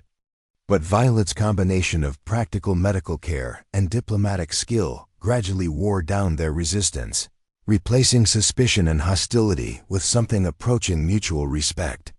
You're taking a hell of a risk, Pete Garrison said as Violet finished cleaning and bandaging an infected wound on his arm. What if we had decided to hold you hostage or worse? Then you would have proven that I was wrong about your fundamental character, Violet replied simply. But I don't think I was wrong.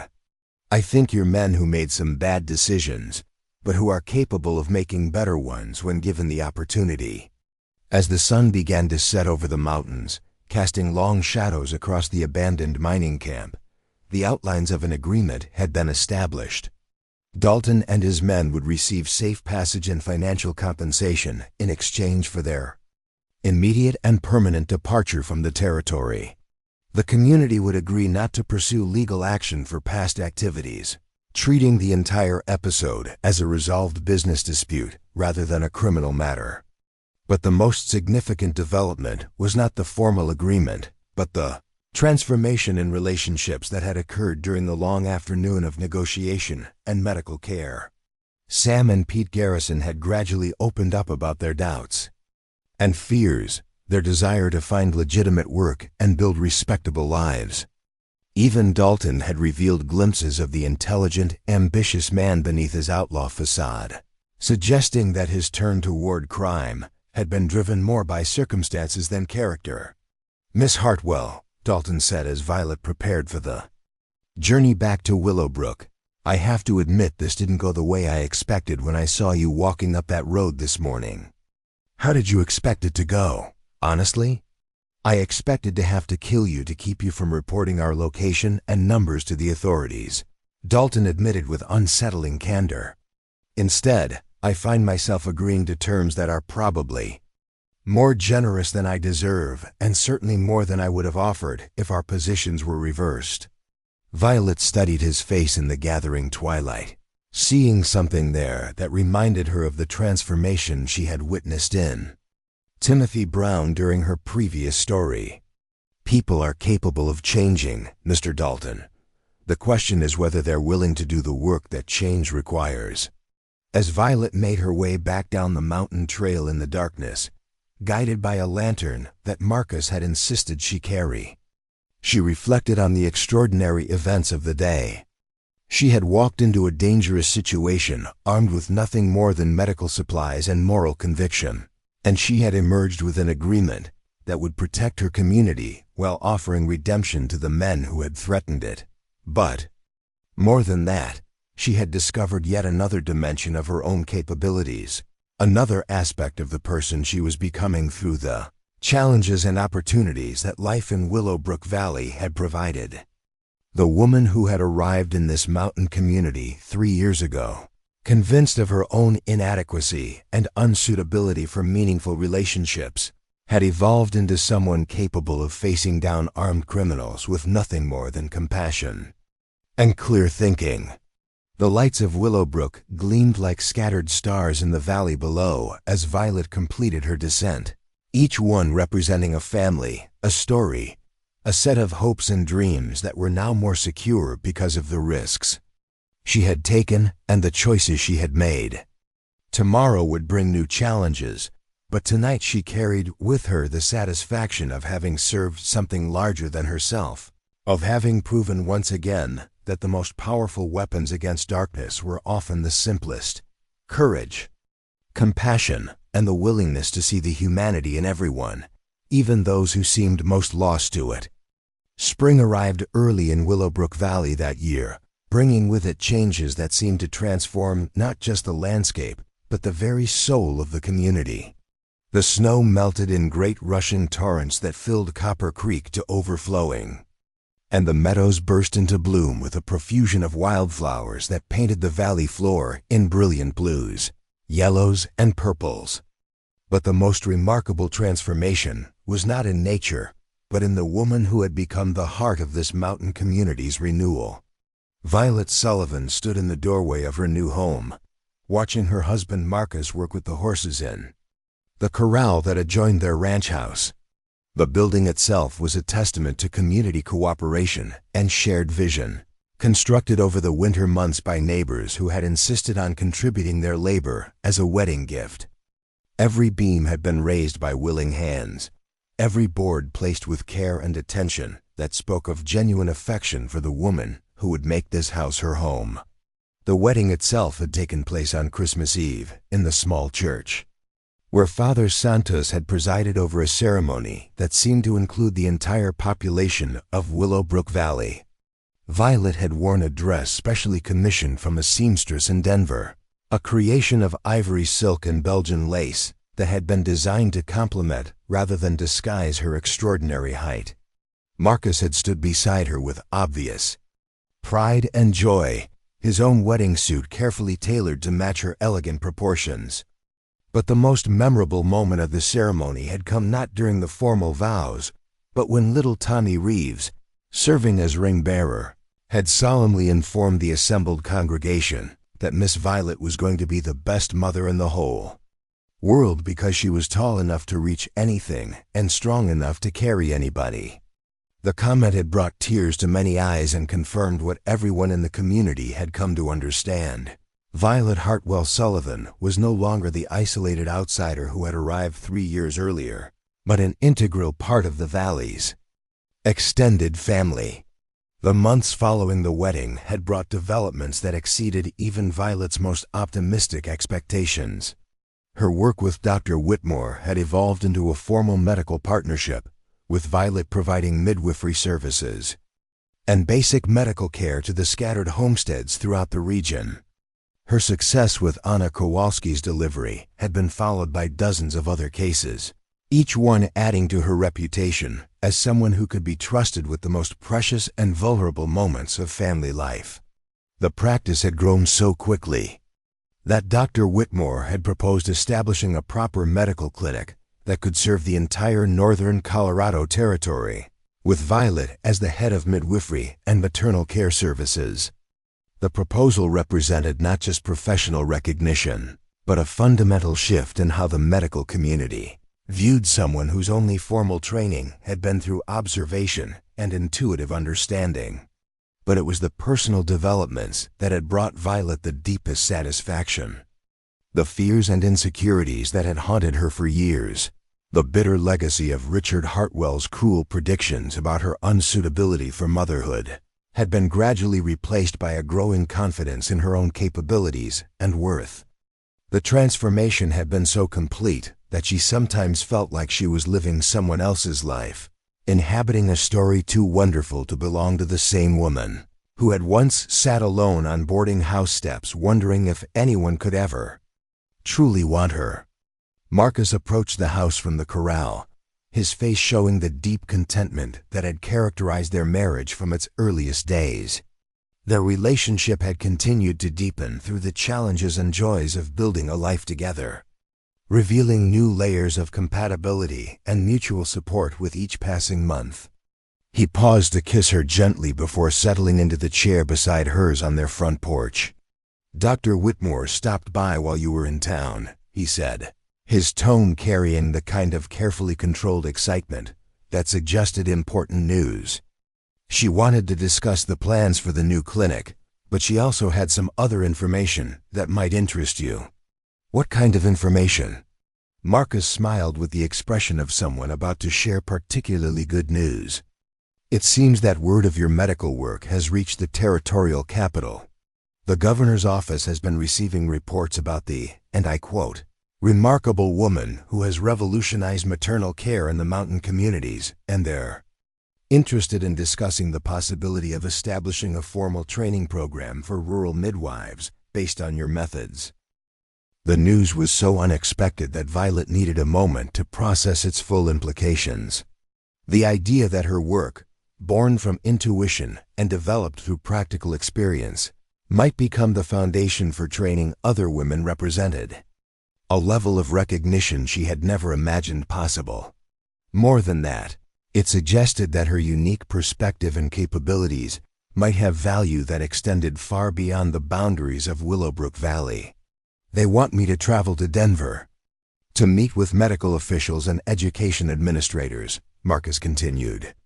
"The letter from the governor's office specifically mentions your innovative approaches to rural medicine and your extraordinary success rate in difficult deliveries." Violet felt a familiar surge of the imposter syndrome that had plagued her for years, the voice that whispered she was somehow deceiving people about her qualifications and abilities.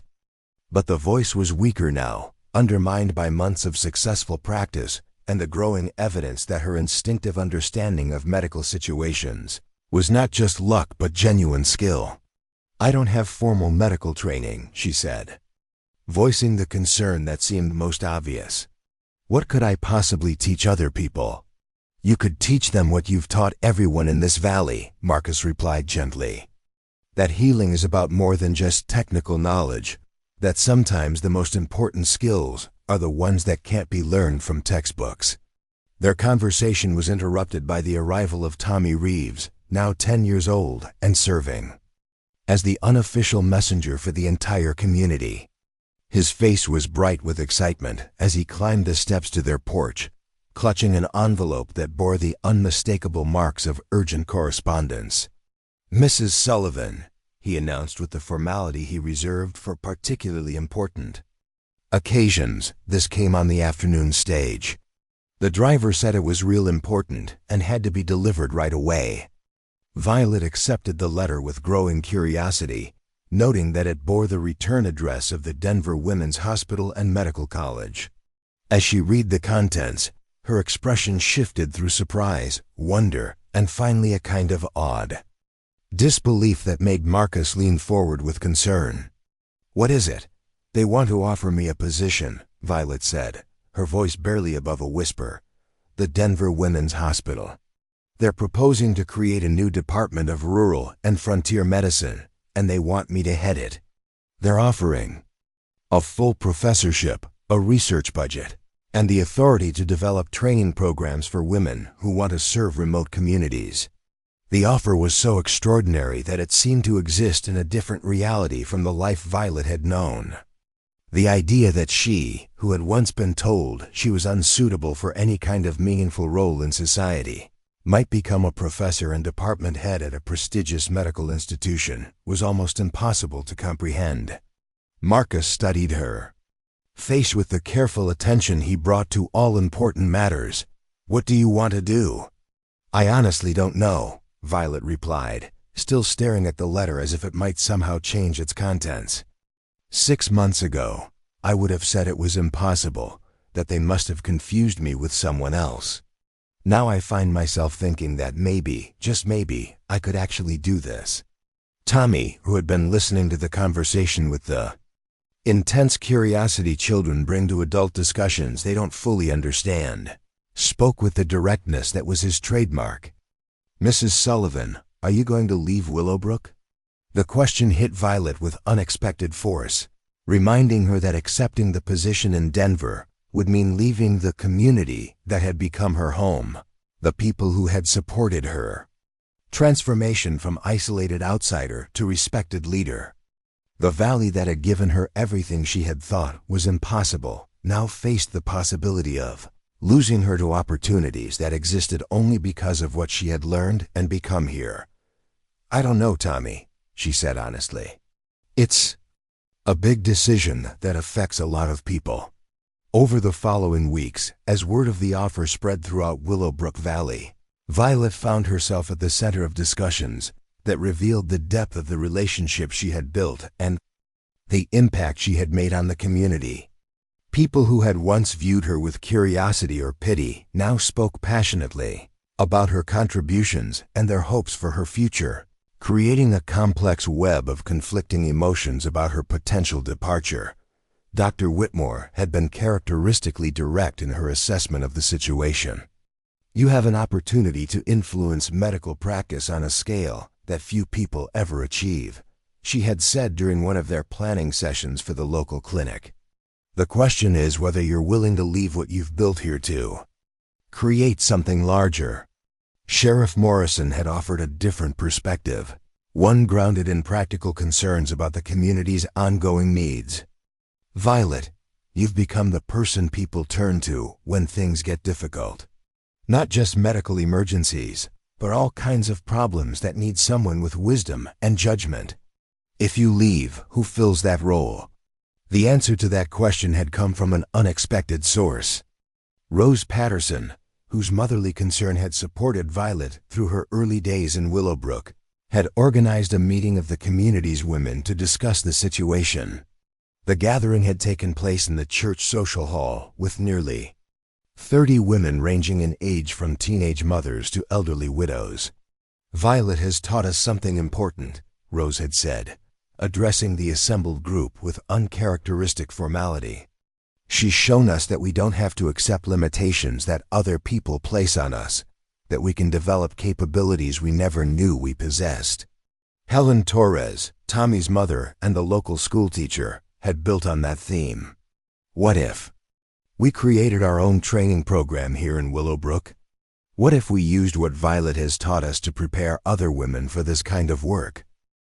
The idea had taken hold with remarkable speed, evolving into a comprehensive proposal that would allow Violet to accept the Denver position while maintaining strong connections to Willowbrook Valley.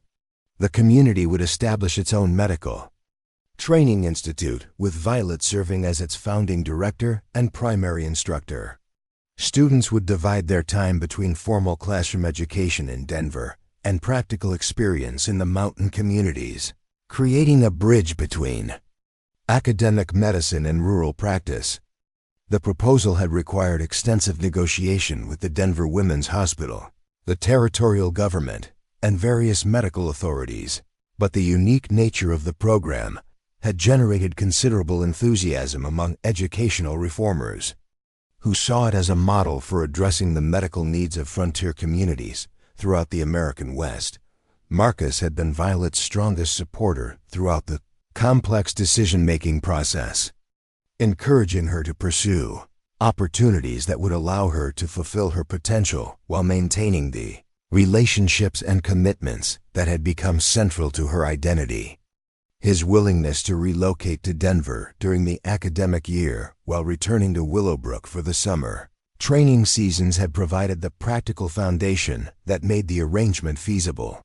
But the most significant validation of Violet's choices had come from an unexpected source. Anna Kowalski had made the difficult journey from her remote mountain cabin to Willowbrook, bringing with her little Joseph, now a healthy and energetic toddler, whose first steps had been taken in the cabin where Violet had delivered him. "You saved our lives," Anna had said in her still accented English, holding her son while he reached up toward Violet with obvious delight. "But more than that, you showed us that miracles can happen when someone cares enough to help. Now you must go help other people have their miracles too." The wisdom in those simple words had resolved Violet's remaining doubts about accepting the Denver position. She was not abandoning Willowbrook Valley, but extending its influence, carrying the lessons she had learned here to other communities that needed the same kind of hope and practical assistance. The farewell celebration, held on a warm evening in late June, as Violet prepared for her first trip to Denver to begin organizing the new department, had drawn people from throughout the region. The entire valley seemed to have gathered at the Sullivan Ranch, creating a festival atmosphere that mixed sadness at her departure with pride in her achievements and excitement about her future contributions. Tommy Reeves, now officially appointed as Violet's assistant and future medical student, had presented her with a handmade certificate declaring her to be the best teacher and friend in Colorado Territory. The document, decorated with his careful drawings of mountains and flowers, had been signed by every resident of Willowbrook Valley, creating a testament to the transformation that had occurred over the past 4 years. Father Santos had offered a blessing that summarized the community's understanding of what Violet represented. "You came to us as a stranger seeking a home, but you became a teacher who showed us possibilities we had never imagined. Now you carry our hopes and prayers to a larger world that needs to learn what we have discovered, that the most unlikely people often have the most important gifts to offer." As Violet stood before the gathered community, looking out over faces that had become dear to her, she felt the weight of the journey that had brought her from the bitter isolation of her failed marriage to this moment of celebration and new beginning. The woman who had once believed that no one could want her as a mother now stood surrounded by people who considered her essential to their community's well-being, preparing to take on responsibilities that would allow her to influence the lives of countless mothers and children throughout the territory. "I never expected to find a family when I came to Willowbrook Valley," she said, her voice carrying clearly in the evening air. "I certainly never expected to discover that I had capabilities I didn't know existed. But this community taught me the most important lesson of all, that we become who we're meant to be, not in spite of our differences but because of them." The celebration continued late into the night, with music and dancing and storytelling that wove Violet's personal journey into the larger narrative of Willowbrook Valley's growth and development. Children fell asleep in their parents' arms, while the adults continued to share memories and hopes, creating the kind of community gathering that would be remembered and retold for generations to come. Marcus found Violet sitting quietly on their porch after the last guests had departed, looking out over the valley that had given them both so much. The moon was full, casting silver light across the meadows where cattle grazed peacefully, and the mountains rose like ancient sentinels against the star-filled sky. "Any regrets?" he asked, settling into the chair beside her. "None," Violet replied without hesitation. "Richard Hartwell was wrong about everything. I am going to be a mother, just not in the way he could imagine. I'm going to mother a profession, mother a community, mother possibilities that don't exist yet, but will because someone believes in them. As summer turned to autumn and Violet prepared for her new life in Denver, the changes in Willowbrook Valley continued to unfold. The Medical Training Institute was taking shape, with its first class of students already enrolled.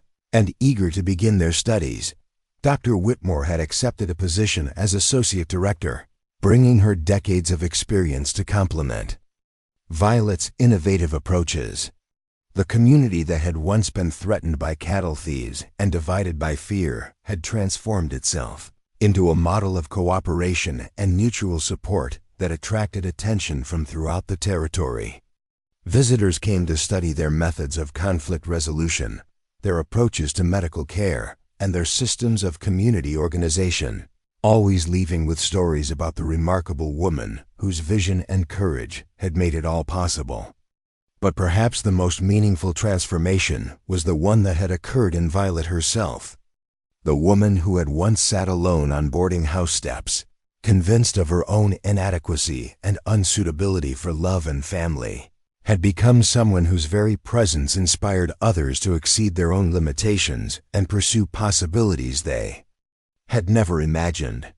The legend of Violet Hartwell Sullivan would continue to grow over the years that followed, spreading throughout the American West as the story of the 7-foot woman who had revolutionized frontier medicine and proved that the most unlikely heroes often create the most lasting change.